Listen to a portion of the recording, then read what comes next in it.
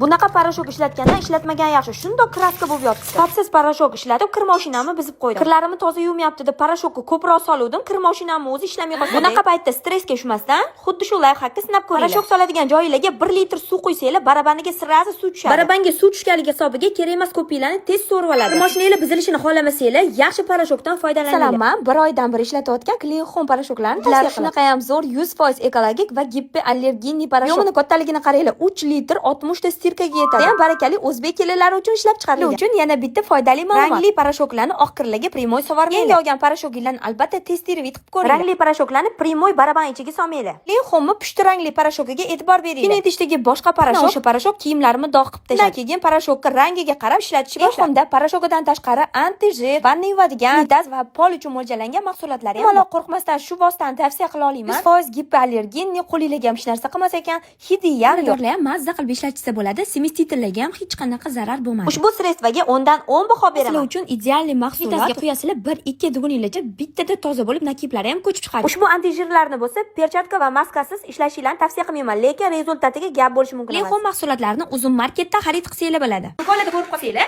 albatta olib ishlatib ko'ringlar.